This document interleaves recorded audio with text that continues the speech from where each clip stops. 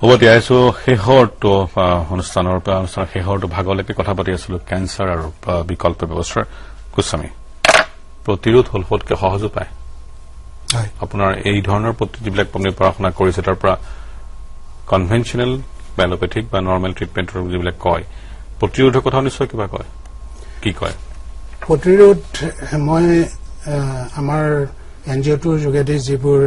awareness সজাগতা সভা কৰোঁ সেইবোৰত মই 2 ঘণ্টামান অকল প্ৰতিৰোধৰ বিষয়ে কওঁ মানুহ জানে কাৰণ কেঞ্চাৰ কেনেকৈ সহজতে প্ৰতিৰোধ কৰিব পাৰি আচলতে হৈছে কি যেনেকে হৃদয় ৰোগ যেনেকে মানুহৰ খাদ্যাভ্যাস আৰু লাইফষ্টাইল ডিজিজ বুলি কয় কেঞ্চাৰো একেই কেঞ্চাৰো তেনেকেই হয়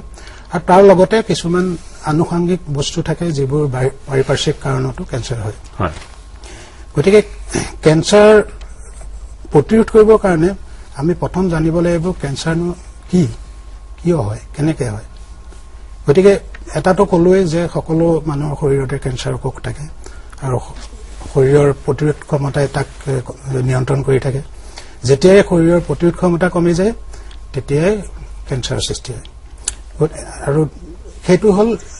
আমাৰ শৰীৰৰ প্ৰক্ৰিয়াগত কিন্তু কোষ পৰ্যায়ত যদি আমি চাবলৈ যাওঁ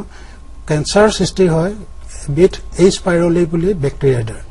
সেই বেক্টেৰিয়াৰ কেঞ্চাৰ শৰীৰৰ কোষত জীৱিত কোষত সোমাই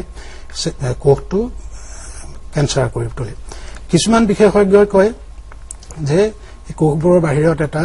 হজম নোহোৱা এটা এনজাইম কোটিং পৰে যিটো কাৰণে সেই অক্সিজেন ল'ব নোৱাৰে সেইটো হেৰিয়াত কেঞ্চাৰ কোষত পৰিণত হয় আপোনাৰ দৈনন্দিন যিবোৰ আমাৰ খাদ্য আছে সেই খাদ্যবোৰৰ ভিতৰত কিছুমান খাদ্য আছে আমি খালে শৰীৰটো খাৰুৱা হয় কিছুমান খাদ্য খালে আমাৰ শৰীৰটো এচিডিক হয় এতিয়া আমি যদি উদাহৰণস্বৰূপে ধৰক আপোনাৰ মাংস লিভাৰ তাৰপৰা কণী মাছ বগা আটা বা বগা ময়দা মচুৰ দাইল বাদাম এনেকুৱা ধৰণৰ বস্তুবোৰ খালে শৰীৰটো এচিডিক হয় আৰু কিছুমান বস্তু আছে ধৰক সয়াবিন পালেং শাক চালগম বিট খিচমিচ গাজৰ খেজুৰ বাৰে বাৰে আপুনি কথা কৈ থাকোঁতে আপুনি কৈ আছিলে কলা আঙুৰৰ কথা হয় একেধৰণৰ প্ৰতিৰোধ ক্ষমতা আছে একেধৰণৰ কলা আঙুৰৰ প্ৰতিৰোধ ক্ষমতা আছে আৰু কলা আঙুৰৰ মই কৈছো ন কেঞ্চাৰ চতুৰ্থ পৰ্যায়তো ভাল কৰাৰ তাৰ ক্ষমতা আছে গতিকে আপুনি এতিয়া ধৰক গাজৰ আঙুৰৰ সলনি আপুনি গাজৰো যদি খায় কেঞ্চাৰ ভাল হৈ যাব পাৰে লাইফষ্টাইল ফুড হেবিট আজি ধৰক ল'ৰা ছোৱালীয়ে যিবোৰ কোকা-কোলা ফান্টা এইবোৰ খাবলৈ লৈছে আৰু আমাৰ মানুহে কিছুমানে ল'ৰা ছোৱালীয়ে দিগদাৰ কৰি নাথাকিবৰ কাৰণে ঘৰতে ডাঙৰ ডাঙৰ বটল আনি থয়